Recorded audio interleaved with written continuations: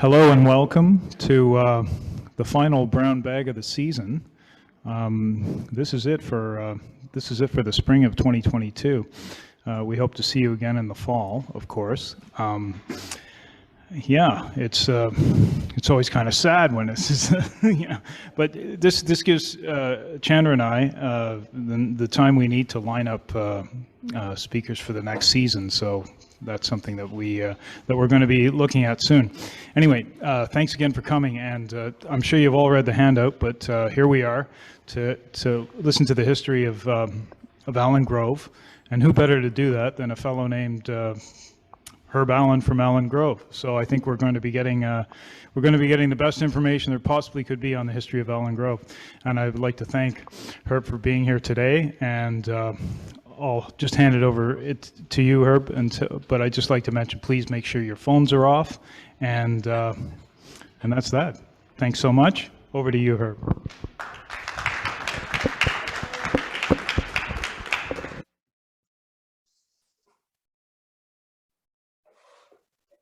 There we go. Okay, I think I'm alive. At least I hope so.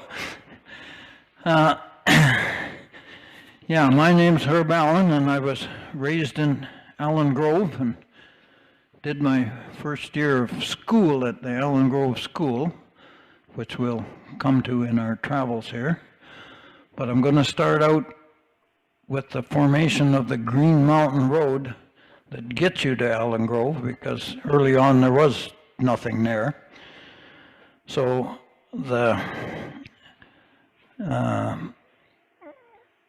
there's somewhere, if I get my thing going here, this is Fairview Road, this is Main Street, and this is where we're sitting today. But that was the primary school that I went to later in life, but the museum library complex is right here now, and that's where we're sitting. But that's a signpost that was at Fairview in Maine, showed you how to get to the airport and to Princeton and Vesuvius, and gave you the mileages. And there's Allen Grove. It doesn't show the mileage because it's behind a post. And this is a little later in life because it has Apex written on there too. So this is about 1960 or 61 when they were reforming things here. I think we'll move on a notch. Whoop. Okay, this is a basic map of Penticton and stuff to go to the nickel plate mine.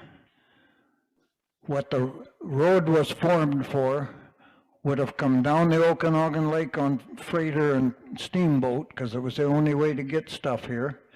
It would have come up Main Street, and then when the Green Mountain Road was put in, it would have come Green Mountain Road all the way up through Allen Grove, all the way up to here, and then went up to the nickel plate mine, which is where Apex is today, but that's the nickel plate mine right there. That's what the road was put in for. A little bit later, after that road was put in, it was also continued out the canyon, and it met the old road that went through this in Twin Lakes area, and came along and came through here and down, and it came right out at the same point. And it was an old freight road, but it was really tough going. So once the Green Mountain Road was put in, then all the freight and traffic out of Penticton going to the Similkameen went through the Green Mountain Road, because the Yellow Lake Highway didn't exist at that point. So L.A. Clark, as it says there, was commissioned. No, it doesn't. Somewhere I got something here. I don't know. No. Oh, I'm going the wrong direction. Oh, let's try this.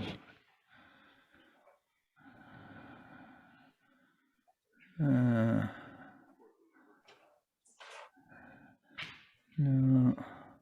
Okay. In 1900, L.A. Clark met in Vernon with Mr. Rogers of the Nickel Plate Mine and got the contract to build the road from Penticton to the Nickel Plate Mine. So if we back up a little bit here again, I think I don't have everything in the order I would like, but back up. Oh, I got to point the right direction. Okay. As I said, the road then came out and it came to the Penticton Church. If you follow out the Green Mountain or the road up Main Street, out Fairview, you would come to the Penticton Church, or the Penticton Church on the Indian Reserve. If you can find that, yeah.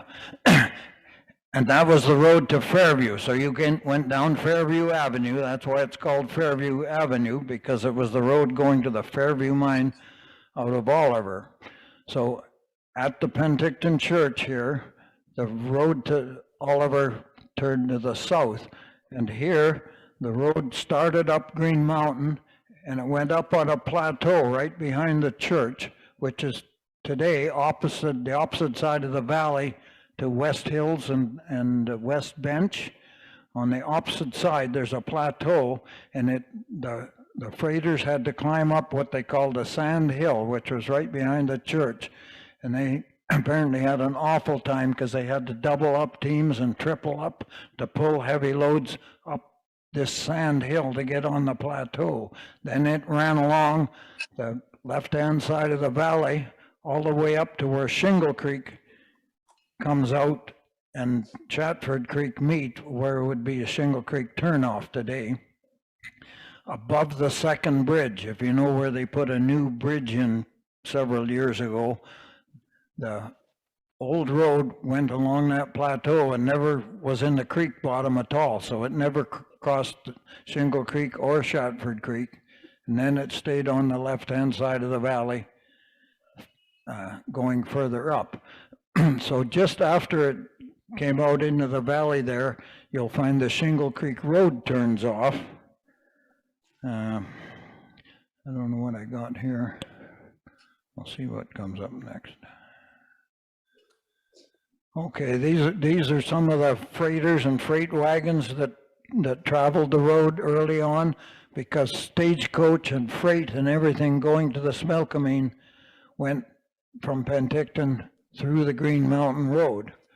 That's a picture of Gerald Clark, which is one of the Clarks that we'll talk about in the upcoming, and there's another, I think it's a 4-horse team and stuff. And that's Dave Innes from Innes Freight that ran to Carameus. Innes's were Carameus people.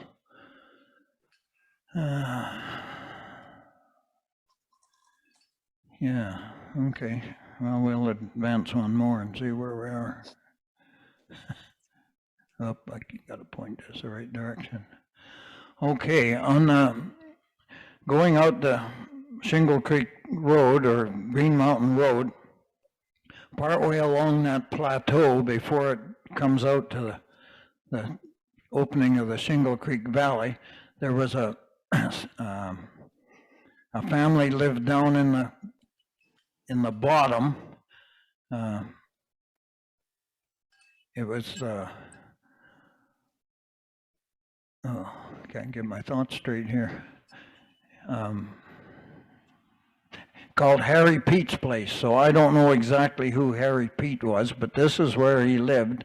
And in the 30s, they had a pet bear. And there's a picture of a little girl with a bottle feeding the bear. He's drinking out of the bottle. He's holding it up with his hands and drinking with the bottle. And that's in about 1936. By that point in time, the road had moved down into the creek bottom.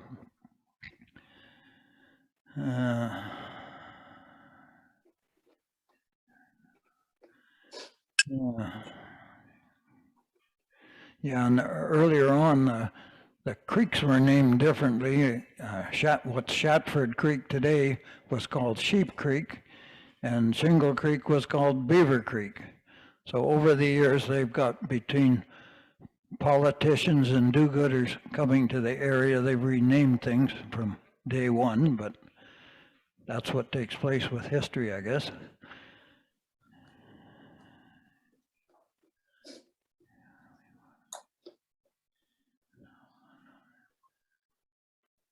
Yeah, okay, well, we'll move ahead a notch here and see where we are.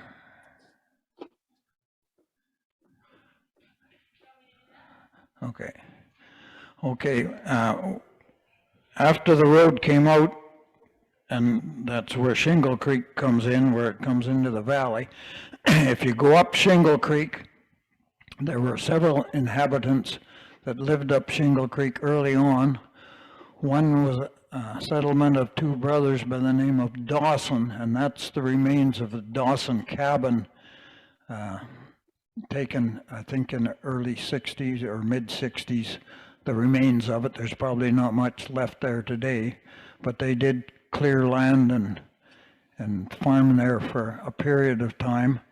And then further on up, the road has a junction, and if you go to the left, you would go to the Brent Ranch, which was there for a long time, and eventually, I think in about 1943, Joe Brent had his family there, and about 1943, Joe Brent sold, or the Brent Ranch was sold to a guy by the name of Alec Gardner, which raised purebred cattle and bulls, livestock, I guess is probably the right term. Why don't we go here? Maybe you can advance me another one, Sandra. Okay, there's a picture of Joe Brent and his wife from Shingle Creek Ranch early on. Okay, and there's lots of people in the area raised dairy cattle and sold milk to Penticton, and as well as vegetables and other meat products. And there's a picture of a butter wrapper from the Shingle Creek Dairy at one point in time.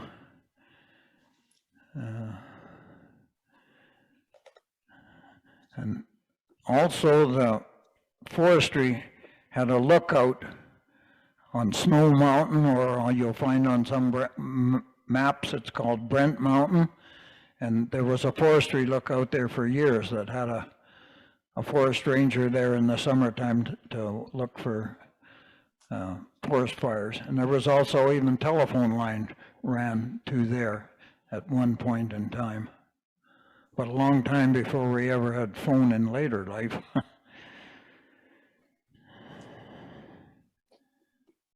Okay. Okay, there's a picture of Alec Gardner with a prize bull in 1952. He got the grand champion at the Kamloops livestock sale in the spring of '52. The average bull would have sold probably for $1,500, maybe $2,000 for a really good one. He got $5,000, which was just unheard of at the time.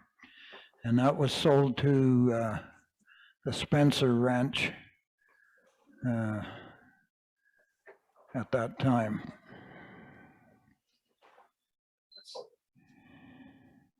And there's a picture of Sandy Brent and George Thompson with an elk at some point over the years. Okay, well,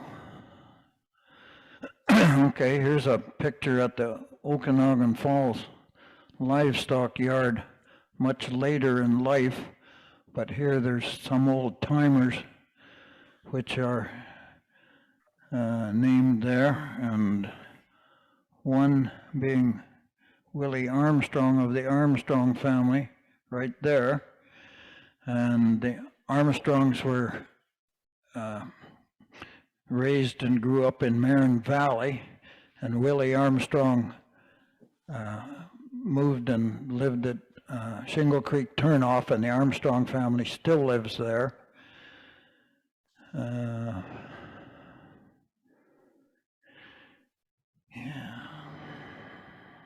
Oh.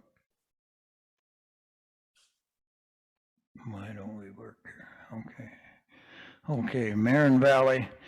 And if, once you head up from Shingle Creek Turnoff on the Green Mountain Road, that mountain looking in front of you is called Hedges Butte. And the Hedges Butte is right at the entrance to Marron Valley. And the reason it's called Hedges Butte, a fellow by the name of William Hedges preempted there in 1900. And he was a guy that came from Klamath Falls. And apparently he used to winter in Grand Forks. But he planted an orchard, which there are still some remains of a trees there today, in a bit of a pocket, and it grew great apples, and it never even had water. There was no water source to these trees. It's amazing that they survived, but they have. Whoop, did I go 2 there? Did that skip 1, Chandra? No, okay. Okay, these are some Marron Valley pictures. There's a picture there, haystack and a haying crew at the Fred and Percy Howell Ranch. Now Fred and Percy Howell purchased Hedges' place around 1920. After the First World War, I think Percy and Fred Howell Jr. got a soldier settlement, and they purchased the ranch from Hedges. So that's a picture of a haystack and a haying crew that's there. And that's a picture of Charlie Armstrong with a cart and some buildings in Marron Valley, further on past the Hedges place. And there's another picture of Willie Armstrong, Max Johnson, and Charlie Armstrong in probably in the late 30s or 40s. And there's another picture of lassoing horses at the Armstrong Ranch in Marron Valley. And later in life, the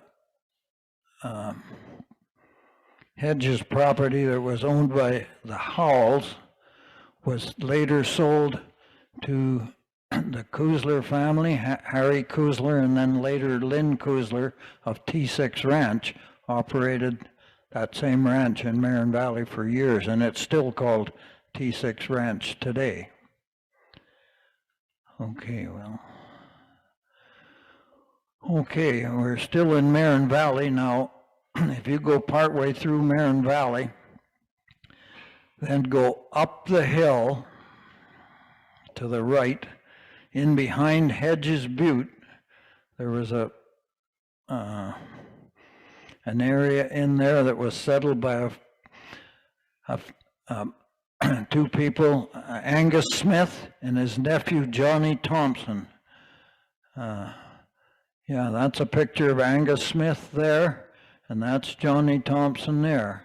And they were up there from 1900 till 1943 when Johnny Thompson and his wife Evelyn, which is Evelyn Thomas from OK Falls, and that's Morris Thompson, as a baby. They moved out of there in 1943 and moved to OK Falls. But there's some pictures of the homestead later, the remains of, but they lived up there for 45 years, more or less, in that Marron Valley area, and just in a middle of nowhere. And today there's nobody lives there. It's just vacant grazing land, but there's no inhabitants.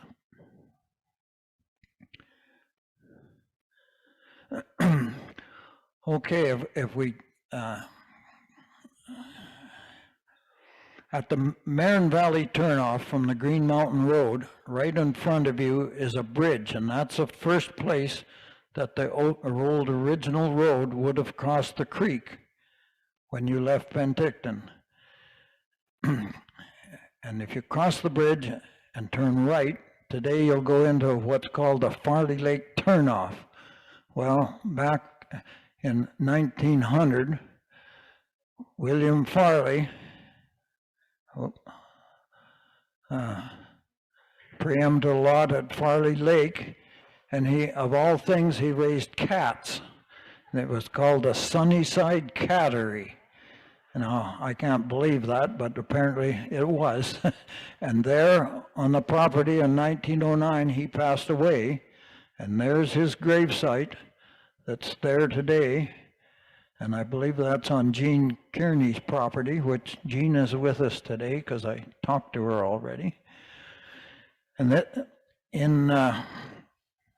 after Farley passed away, Ferdy Brent, which was one of Joe Brent's sons, moved down from the Upper Brent Ranch and bought the Farley place, and then this was known as the Lower Brent Ranch, and the lake there was always, when I was a kid, was known as the Lower Brent Lake, because on the Upper Brent property there's a lake there also, which is much larger than Farley Lake, and it's known as Brent Lake.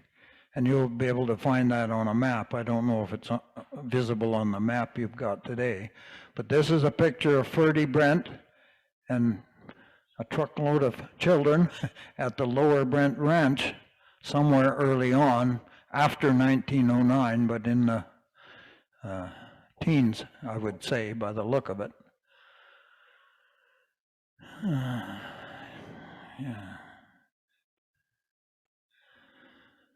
Okay, we're going to move on up the road, up the Green Mountain Road now from the Farley Lake turnoff.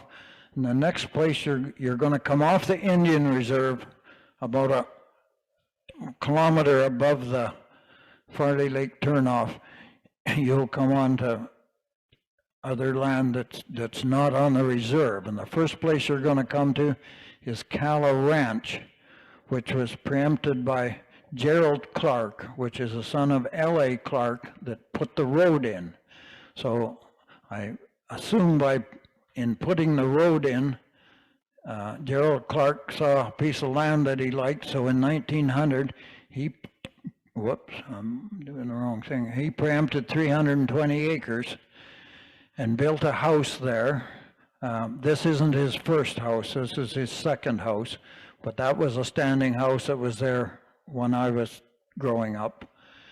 And this is a barn at Calla Ranch, and that's the barn that's still standing there today. I took this picture just a few weeks ago, and it's in bad shape. So one of these days it'll go up in smoke or it'll collapse under snowstorm, I'm assuming. This is a picture of Calla Ranch garage in the 1930s. That's a picture of my father's 36 Ford pickup parked in front of the garage there. So the Clark family was raised there. People like Clifford Clark, Herb Clark, and I think Audrey Clark were all Clark family that went to school at Allen Grove. And I think if we move ahead one more notch here, yeah, we moved ahead. I'm going to move ahead one more notch if I can, I think. Holy smokes, there's a much brighter picture. Yeah, okay. Well, that's going to give you a picture of Allen Grove, for sure. Yeah, that's Allen Grove, and this is Marron Valley. And this road going up here, this little, that went up to Angus Smith and Johnny Thompson's place that I was talking about, that's in the middle of nowhere. This will be Hedges Butte right in the back of here is Hedges Butte. That's the lot where I live in Allen Grove. This, what we just talked about, Calla Ranch, that's Calla Ranch at lot 906. And we're going to come next to the Howell place, which is lot 1706, which was the original Howell place, and this is the original Allen place. But this road of Marron Valley that goes right through to Highway 3A, but halfway through you went up the hill here, and that's what got you into, it's still no man's land. Okay, I think I want to back up one here, if this will work. Okay, so we'll come, the next place, well, yeah, okay. I guess one of the next inhabitants shortly after the Calla Ranch and Gerald Clark place was the Fred Howell Sr. place, and he built a house on the upper side of the road, and that's the house there. I don't have a good picture of the full house, but that is the house. The only thing that's left today is the concrete foundation plus a lilac bush that comes into bloom every spring, and it's a white one. And there's a picture of two girls in front of that house in the 30s, and those are the Teachy girls, but I think we'll get to that point further on. This barn was built by Fred and Percy Howell in 1912 to house horses and milk cows, because they had a herd of milk cows and took milk to Penticton. And this is probably a little bit later, but it's a picture of a flock, I guess is the right word, of sheep going out to range in the spring, because they've all been sheared and they're on their way to the spring range. And I think these sheep actually belong to the Crow family out of Penticton, but they ranged up Apex area or somewhere there. Yeah, the pictures of those two girls in front of the thing are Rose and Margaret Teachy. And the Teachy family, Teachy owned I think a 320 parcel of land a little further up the road, but never did get a house built on it. But his family, because this Howell house at that point in time was vacant, so the Teachy family lived in the Howell house, and the Teachy kids went to school at Allen Grove. Yeah, okay, we're gonna go ahead a notch here and see if we can.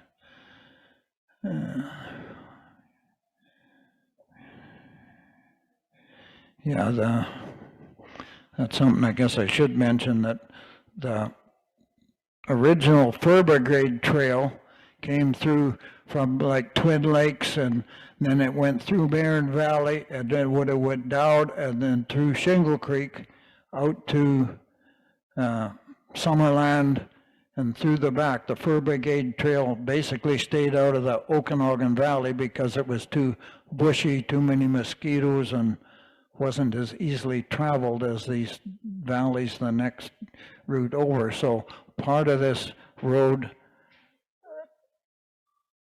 through the Marron Valley and down to Shingle Creek, and then out was Fur Brigade Trail day one.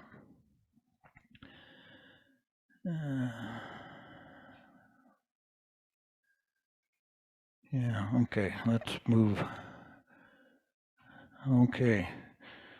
Now, that is a picture of my grandfather, R.L. Allen, and my grandmother, Hannah Mae Allen, that Richard Allen came to work at the nickel plate mine in around 1900. So that's how he got to the area. And he bought the preemption that was preempted by L. Raynham in 1904, which is lot 1439, where I am presently today on part of that lot. That was a 320 acre half section, which I have half of that today, which is 160.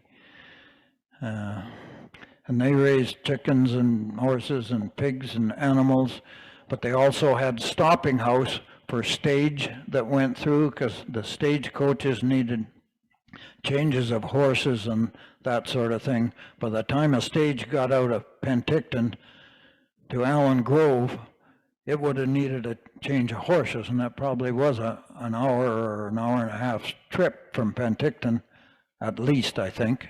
And I guess that would depend on how big a load they had and that sort of thing. Yeah, okay, we'll move another notch here, because at the moment we're in downtown Allen Grove. Whoop, I went 2 notches there, I think. Can you back me up one, Chandra? Okay. That's a picture of my grandmother and grandfather Allen again in probably around 1939 or so. So another thing I should mention at this point, at Allen Grove, you'll see in the background here there's a flume, a great big, it's quite a large flume. It's probably 3 feet across in the bottom of the flume, and the sides are 2 feet high. In around 1900, Robinson started the community of Culloden, but in order to make this work, Culloden needed irrigation water, and they had Scahaw Lake, or Dog Lake at the time, was right in front of Culloden, but there was no way of getting water up the hill because there was no electricity or any means at that time. So a water system was put in that came out of Shatford Creek at Allen Grove, which is what this flume is, and there it is today, still hiding in the bush here. That's the same picture. There's the same pine tree probably right there, but it's full of poplars and other crap, but it's still there today, and it still runs some water in the summertime, taking water to feed irrigation fields for T6 Ranch, but the rest of it is all fallen apart. But it went from its source at Allen Grove, out of Shatford Creek, went through Marron Valley and several dam systems. There was a dam at Enos Lake and a dam at Marron Lake, and then it went in a pipe, I believe, from Marron Lake to Culloden. So it was actually a pressurized system when it got to Culloden. So Allen Grove had a big connection with Culloden in earlier years. Their schools did different things together, and they had quite a connection, because just above it, Gerald Clark's house that we saw earlier was a house built for the Culloden ditch rider. So there was always a family lived there and looked after the upper section of the Culloden irrigation ditch, which, when I say the upper section, that was from Enos Lake up.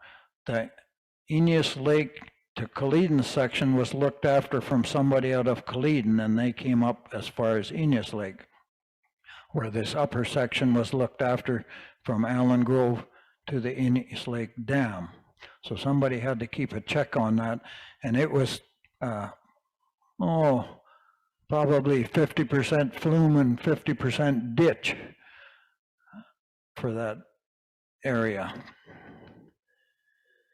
And right above the ditch rider's house, right on the side of the road, was a school teacher's house. I think we move forward here, we might.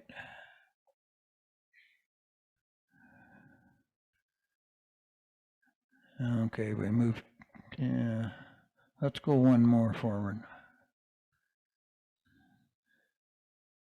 No. Okay, well, we've obviously moved. We'll back up here a notch. I backed up 2 notches. There we go. That tree there is a crabapple tree that was planted in 1904 by Raynham, the original preemptor of the lot that I live on. and it still bears crab apples today. It had 3 large arms, but one broke off a few years ago, but it's regrowing fruits, and it still has a great fruit crop every year. And there's a picture of it with, that'll be me, I guess, and my next oldest sister and my youngest sister. So that's probably pre-1950, and that's a picture of it in bloom at that time. And it's a little smaller at the base. It's very rotten inside today, but it still has sapwood and comes alive. Yeah, it's amazing. And that tree also spent 25 years there with no irrigation when there was nobody on the property. Yeah. Okay, we're gonna try and move ahead a notch here. Okay, this is the Allen residence. This would be, Raynham built a cabin on the property when he preempted that my grandmother and grandfather lived in for 2 or 3 years, but they built a more habitable house, which is this house here, and the same one here. And this is barns and stuff that are across the road. This is the Green Mountain Road going right through the middle of the yard. This is another picture of the earlier house. And that's where the Allen Grove post office would have been when the post office came to Allen Grove. Yeah. Now that house was torn down in about 1925, and apparently they lived in a tent for a number of months while they built a newer house, which will probably come up on the next thing here. Yeah, okay, this is the house that I was raised in. Again, that's me and my 2 sisters, my sister Fran and my sister Diana, and a couple of mutts. And this would be early 50s again, probably 51 or 2, somewhere there. And that's a picture later of the house. And this again is the Green Mountain Road going through here. That's an interior picture of the house. And that's another picture of somebody, I don't know which one of us, in a baby carriage with a lilac bush and house in the background.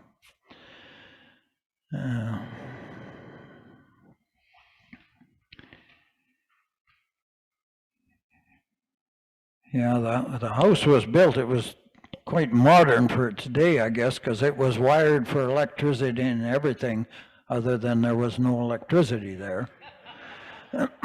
Electricity never came till 1978 or 79, so that's when the power came. The house was gone by then. But and the other thing I should mention, there was phone lines in there in the teens and the 20s.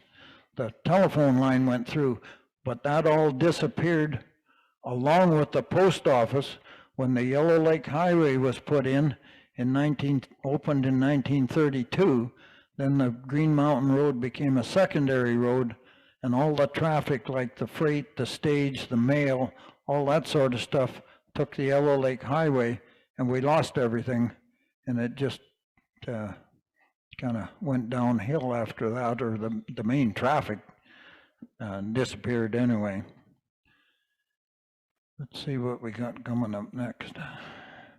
Okay, that's a picture of my mother and father when they got married in 1939, and that's a picture of me as a baby, I guess under the willow tree in the front yard by the look of it. Yeah. Okay, there's some more pictures of me. That's a picture of me with, it doesn't show up very good, but that's a fish on there, from there to there on a pitchfork. In 1948, after the flood of 48 and the creek went down, I found this great big fish that had come up the creek, so I went and speared him with a pitchfork. And that's a picture of me with a fat calf in the mid-50s, 52, 3, somewhere in there at the OK Falls Stockyard. And that obviously is a merit badge I got with it. Okay, well, see if we can move on. Okay, this is more pictures in Allen Grove. That's a picture of the Allen barn that was on the opposite side of the road for the house. There's the roof and the chimney of the house sticking out on the other side, and that's the house we just saw previously. And that's the Green Mountain Road running through between the barn and the house. This is a corral, log corral that was there with some livestock in it. This goes back down to the Calla Ranch again, and that's some purebred cattle that we had in there in the 50s. And there's your Cleedon irrigation flume running along in the background again. So that's the same piece of flume you saw before, but where the road is running along right there, then the creek is running along behind these bulls, and we're in the yard, and over here is that Calla Ranch barn you saw earlier is right here. Okay.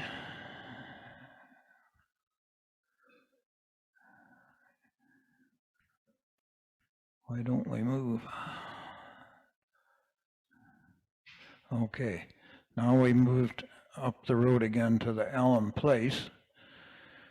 And this is the Allen chicken house, somewhere from, I don't know, 1915 and later.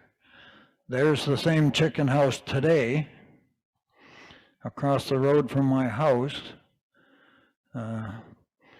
And there was a root cellar right over here. There's the remains of the root cellar that you can see there. And it was right there. But it's still, it doesn't look much different today than it looked then. And it's, well, it's 100+ years old. And yeah, there's a picture of the root cellar. And there was a flume line ran along here with an irrigation flume and ditch line that went to service Calla Ranch. It came out up the road from my house and went along the hill. That's the track of it going along there. Went along here and around the corner, and it went to some big hay fields on Calla Ranch that are above the road, so you don't see them when you drive by there today, but they still exist up there, other than nobody's looking after them or cultivating them or anything.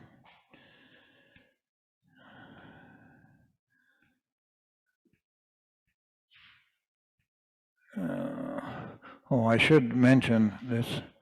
I should go back here to this outhouse that's sitting beside my chicken house. That is only remains of the Allen Grove School. The Allen Grove School was down the road, and I'm hoping we're going to come to some pictures of it at some point here, because it was on the Calla Ranch property, just below the Howell property, and that old barn with the swayback.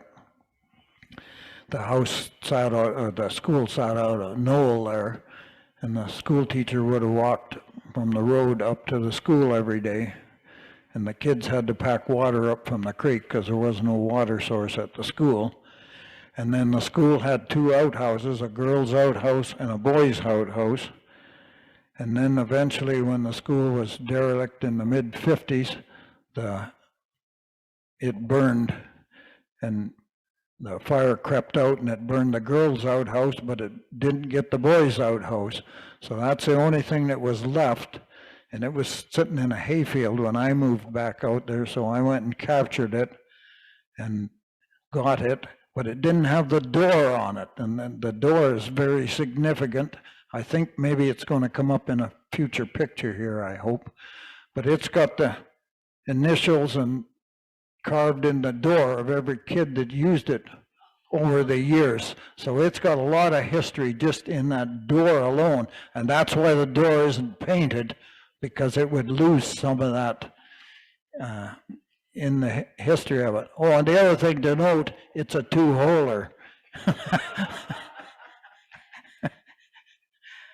So much for the outhouse. We'll move on. Okay, I did that, I guess. Oh, I'm going the wrong way here. No. Why don't I go the right? Whoop.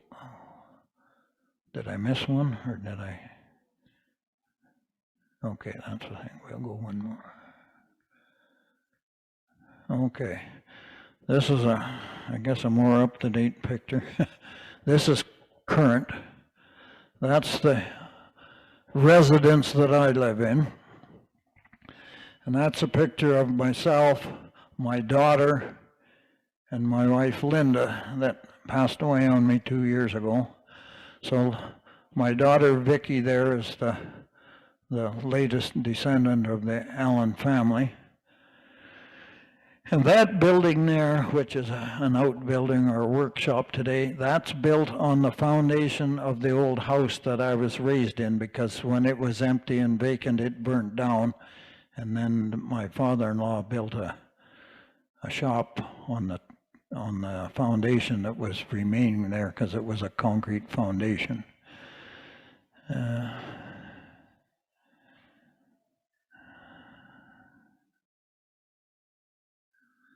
Yeah, I guess that tells you everything we need to know. I'm hoping we can find a picture of the school here somewhere. Okay, this is a couple of old residents that lived out here. I've got tracks of them in the mid-teens as being in the area. One is the one that's here buried in the smoke is Pete Barrett, and he passed away. I think there's records of 1933 or, oh, there it is there, 1931 at the age of 78. Is Pete, and that's Tom Barrett, and I remember him vaguely when I was a kid, and he passed away in 46, so I'm only 6 years old when he passed away. And they had a cabin on the Allen residence, and they lived out there for years. They worked on the road, they worked haying, they were laborers, and they worked wherever. They probably worked on the Cleedon irrigation system when it was put in. I should mention it was put in, I think went into service in 1909, so early 1900s it was built and went into service in 1909. And it serviced Cleedon for water until I think 1964, when Cleedon opted to pump out of Scahaw Lake, and then the irrigation system was broken up or sold. Shatford Creek section, oh, I should mention that too. I'll back up a bit. By 1930, Cleedon needed more water than was able to provide out of the Shatford Creek section, so they took water out of Shingle Creek, diverted it into Upper Brent Lake, put a dam on Brent Lake, then water came down the Farley Lake Canyon to Farley Lake or Lower Brent Lake, and another dam was put on there, and then a flume system was put from Lower Brent Lake to meet the system coming from Shatford Creek and Allen Grove, and combined with it, and then went through Marron Valley to Cleedon. But in 64 or somewhere in mid-60s, they opted to pump out of Scahaw Lake. So then the Shatford Creek section of the Cleedon irrigation system was sold to Sumac Farms, which was Jim Lear, and that's what he irrigated Sumac Farms with, was water from the Shatford Creek section. And the Shingle Creek section and Farley Lake section went to the Penticton Indian Band, and they later put a pipe system in from the Farley Lake Dam, and it irrigates some hayfields on the band land above Shingle Creek. So the portion of the flume that went from Farley Lake to the Shatford Creek section just became derelict and disappeared over the years. Okay. Okay, finally we found the Allen Grove School. This is the Allen Grove School, and a picture of it, and this is pretty early on. Both pictures, upper and lower. It's basically not painted or anything on the outside. Yeah, and the school entrance went in from the, I guess we'd say I'm going to say the west end. That's a road going up to the Howell Fields, right that line you see there. Later in life, they added on the back end of the school here and put a kitchen on it because it was used as a community center. So there was everything from Stockman's Association to school board meetings to dances on the weekend. It was basically the community center. So when they put the kitchen on the back end, the door was moved around to the other end. I think we'll maybe get a picture later with it on the other end. And this is early picture of the inside of the school when it's just studs and stuff. It's not even framed up inside or anything, which it was later on. I think, yeah, so there's the picture of it. The first school teacher was Miss Travis, and that's of 1915. And classroom, teacher Violet Travis. And in those days, in order to have enough kids, yeah, I think you had to have 8 kids in order for them to supply a school teacher. So the teacher brought along her brother, in this case Leighton Travis, would have lived with her to bring the count up of the kids. And there's some of the Clark family. There's Clifford Clark, Herb Clark, Ruby Clark, and, or pardon me, Ruby Travis, and Audrey Clark. And then in the other row is Bill Allen, my father, which, yeah, so he'd be the first one there, I guess. And Clifford Clark. Oh, I'm not reading this right. Outside row. Okay, I guess that'll be my father there. And then Clifford Clark. And Miss Travis as a teacher. And then Audrey Clark. And Ruby Travis. And Roddy Brent are the students at that point in 1915. Let's see what brings us next.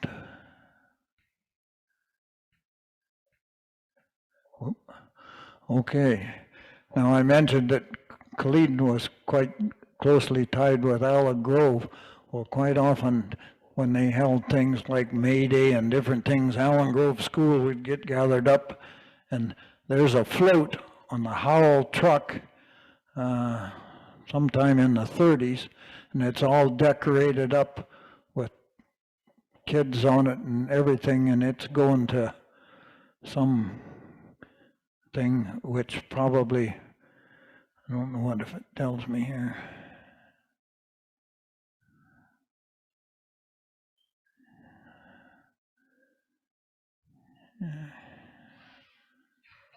Yeah, well, there's some of the trustees and different people, like Grace Brent, which was Ferdy Brent's wife.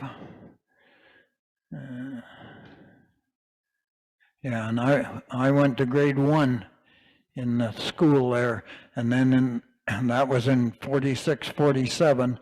In the spring of 47, they closed the schools and amalgamated all kinds of one-room schools over British Columbia. And after that point in time, we were bused to Penticton to school. So that was the end of the Allen Grove School.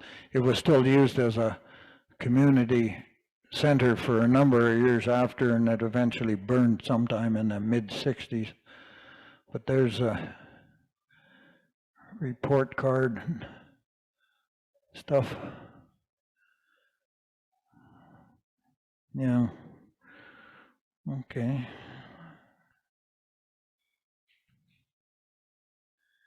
Okay, there's a picture of the school on the hill. This is the teacherage would have been beside the road, and that's the trail the school teacher took to get up to the school every morning. And kids from the Clean Irrigation House, which was right below the teacherage, would have used that same trail. Other kids, there was another trail came from the Clark House along the side of the hill here and came along to the school. There's the girls' outhouse, and there's the boys' outhouse that we have today sitting there. And when the school burned and the fire crept out, it licked up the girls' outhouse and stuff, but it didn't quite get the boys' outhouse. Well, and there's a picture of Sandy Brent, George Brent's father, and George Brent is in the audience with us today. And Sandy went to school there, and there's him showing Doug Cox a picture of the door, and there you can see the initials and all the stuff carved in it.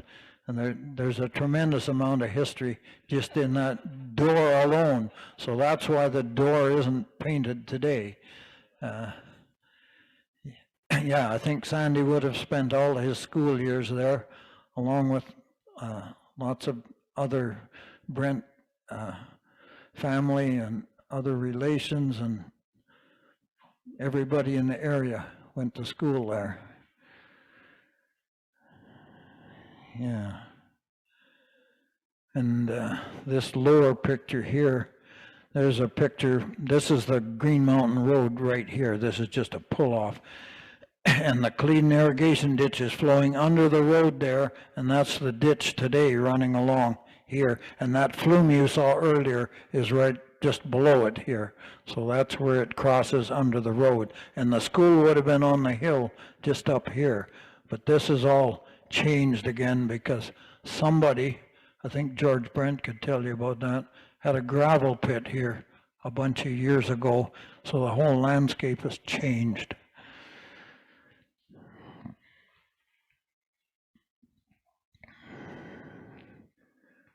Whoop, went too far back up. Okay, this is, how do we get that cleared up? Can you get the rest of the picture there, Chandra? Okay. Anyway, that's a picture in 1947 taken at the closing of the school, and that's all residents of the area at the time. So there is, yeah, because we're missing a bunch of the bottom of the picture here because there's kids and stuff in here that aren't showing completely, I think. But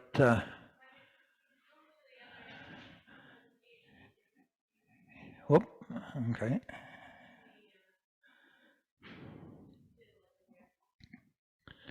But they had a get together and everybody assembled there and took a picture of all the residents at the time when the school closed, which is an awesome piece of history today.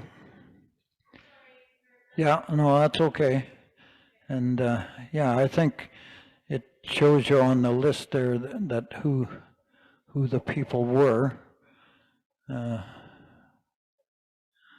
I was going to try and pick George out there and show him, but because I think he's there. Whoop, where's my thing? That's George's mom there. That's George's father.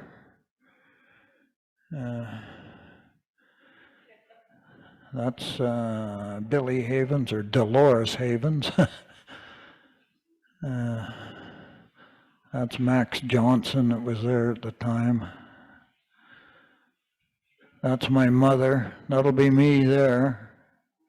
That's Bud Havens, who was a ditch rider at the time. And Jack Forsey and Mrs. Forsey, they were farm hands that looked after Joe Harris's ranch, which we haven't got to yet, but we will as we move up the road. That's Mrs. Johnson there. And this is a bunch of the Johnson family. I think there was 12 kids altogether. They're not all there. Well, that's my father in the background there. And that's Therese Johnson, which was married to Dave Rolston, if anybody in the audience knows who Dave was. Yeah. Oh, left to right, Bill Brent. So Bill is in there. You're right there somewhere, Bill. Okay, well, try and move on here if we can. Yes?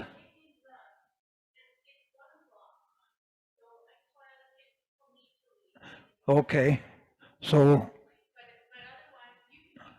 okay, okay, okay. Sorry about my time frame, but I'm going to try and advance this. Maybe you can bump me ahead one more notch if you can, Chandra. I don't know why my...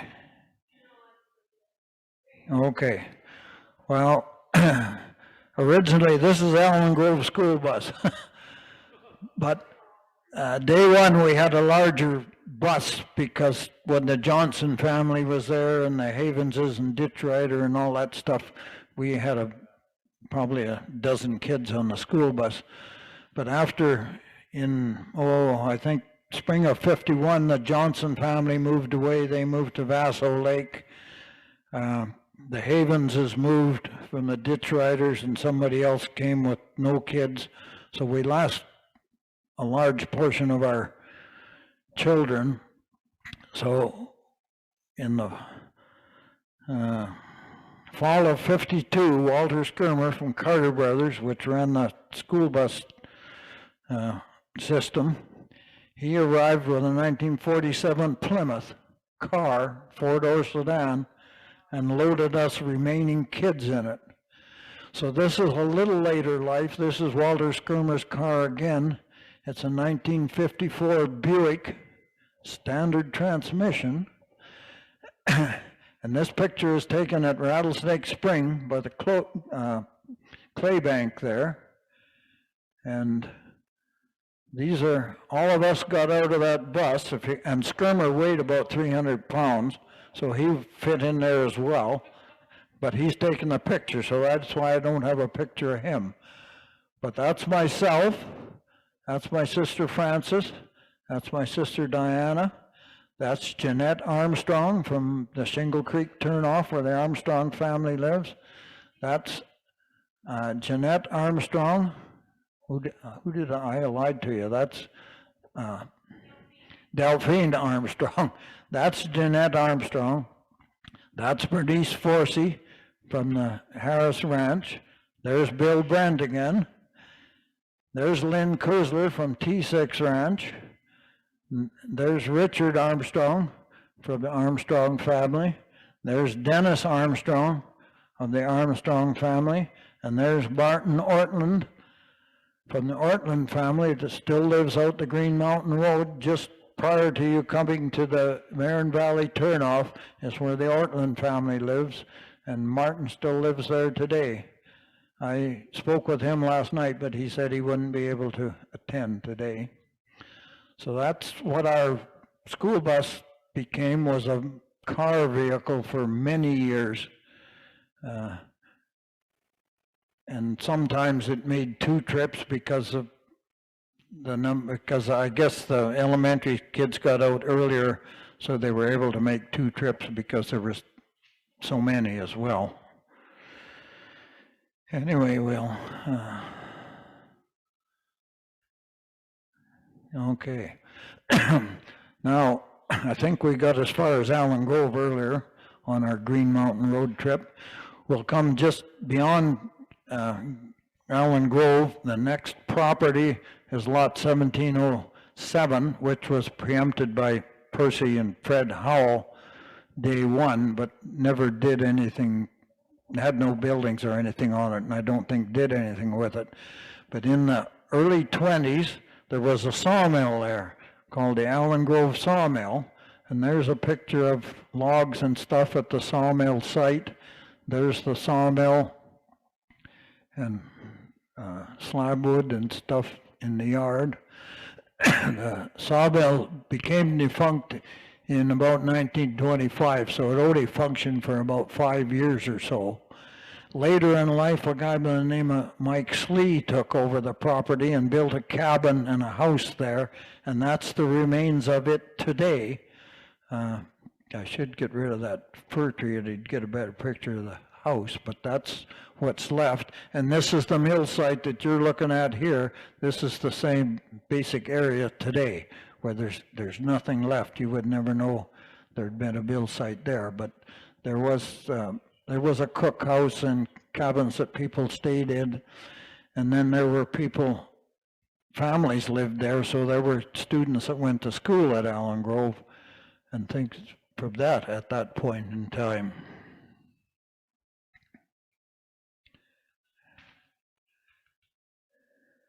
Okay, if we move further on up the road, there was another guy by the name of John Roberts, had a small preemption right next to the L.A. Clark property, and there was a cabin at a spring a little lower down, I guess what was on the Teachy property later. And that cabin was sitting vacant, and John Roberts took it, I pushed the wrong button here. Took the cabin down and moved it up to this property and reassembled it. And apparently it doesn't have a very high roof line in it because the bottom layer of logs were fairly rotten, so he didn't replace them. He just left it one log shorter, so that lowered the roof line inside. But that cabinet, that's a picture of it today, still sitting on that property. And also, right across the road from it was a log corral that was used by L.A. Clark and his family for the freight horses and changing of horses and the work they had to do on the Green Mountain Stopping House. And that is a picture of that same spot today. That corral and stuff no longer exists. It's just melted into history. Okay, we'll try to move another notch here.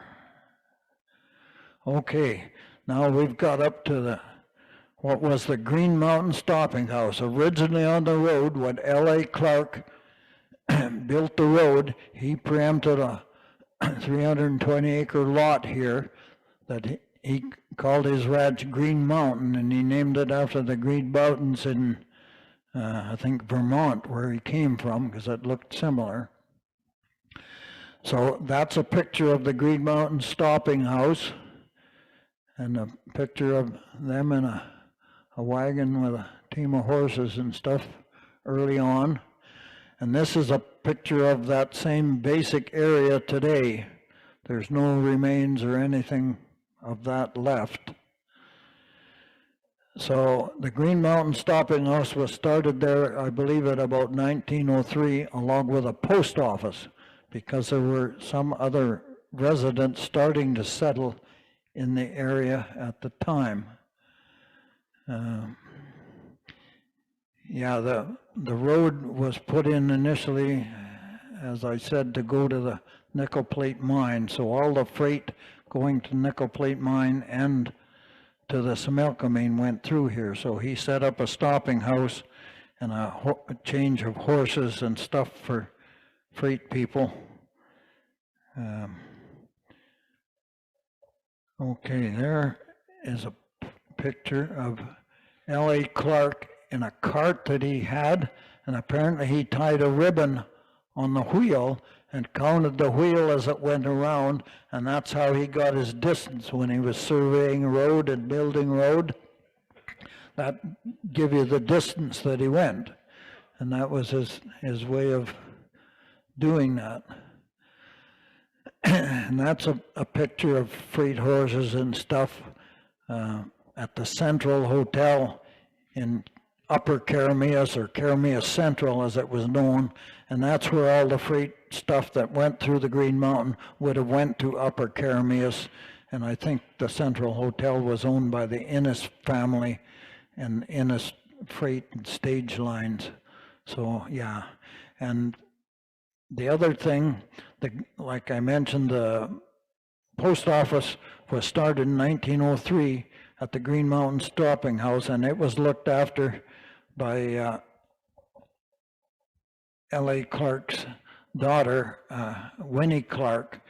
And apparently she fell in love with Dave Innes, which was a freighter going through. So they got married and she moved to Carameas. So there was nobody to look after the post office because L.A. Clark was too busy with his stopping house and the rest of the stuff. So the post office was moved to Allen Grove, I should say moved down to L.R. I'm getting muddled up here, to Richard Allen's place. Maybe you can bump me ahead again, Sandra. Oh, there we go. Oh, here's some more pictures of freighters, freight teams and stuff on the Green Mountain Road early on. Yeah, that's the Tweddle stage that ran through there. And different stages stopped at different places. They didn't all, I shouldn't say, they probably all stopped at every place, but they didn't change. They changed horses at different places. Some of them changed horses at Allen's, some would have, and Allen Grove, and some would have changed horses at the Green Mountain Stopping House at L.A. Clark's. Okay, now this again is at L.A. Clark's Green Mountain Stopping House. There's an early picture of the barn that's there. That's the same barn today that's beside the road with the roof all caved in. This is a little earlier picture of it, but that's a picture of it day one. And that's a picture of, what'd you tell me, Doug? Herb Clark? That's Herb Clark and his aunt. Herb Clark and his aunt, 100-some years ago. And that is Clark Creek that flows under the road. I took a picture of that just the other day. Clark Creek flows under the road in a culvert there.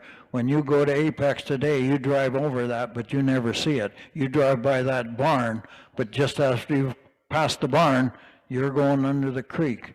And that's Clark Creek, that's named after L.A. Clark and the Clark family, and it comes from a lake way back in the hills called Clark Lake. So, and that's sort of the history of the Green Mountain Stopping House and the post office. And after Winnie Clark married Dave Innes and they moved to Carameas, my grandfather, R.L. Allen, took on the postal service, and they needed a name for the new post office, so that's how the name of Allen Grove came about, because they needed a name, so it was named Allen Grove. So the Allen Grove post office functioned from 1907, I believe, till 1931 when the road changed, and everything went with it, and the rest is history, including the telephone went with it. So we got telephone, luckily, in 1986. We were right up to date.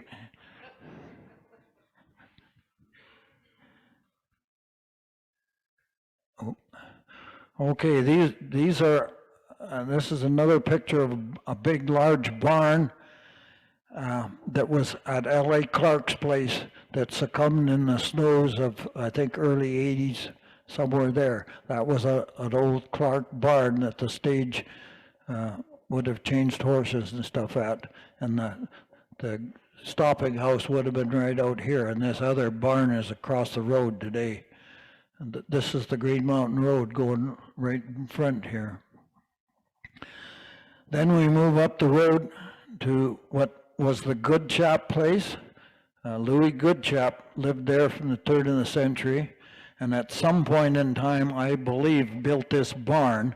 It's been there as long as I can remember, and I think it was built by Goodchap, but I don't have confirmation of that. And that's at the Apex turnoff today. That's a picture of it today. But this was the Goodchap place, and Louis Goodchap lived there with his niece, Miss Manning. And I don't have really any history on Miss Manning, other than there is traces that Miss Manning owned a piece of property there too. I forget what the lot number is, but I don't really have any history of her, other than apparently she's buried there somewhere, but I don't know if anybody knows for sure where the plot is.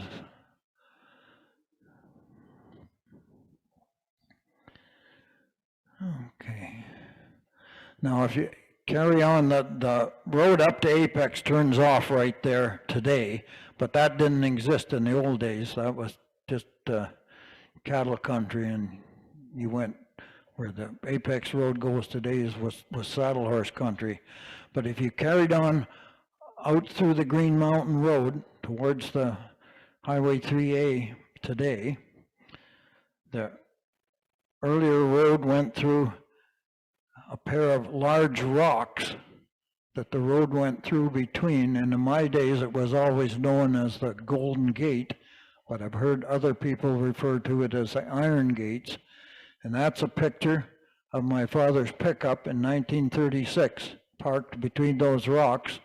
And that's my mother before she was married, her sister Gertie, and her husband Scotty in 1936. And then, and this is on the Lever place. Now, the Levers were a family that lived there for many years. The Lever kids went to school at Allen Grove. Len Lever was a trapper and an outdoorsman in the Okanagan here for years, so some of you may have known who he was.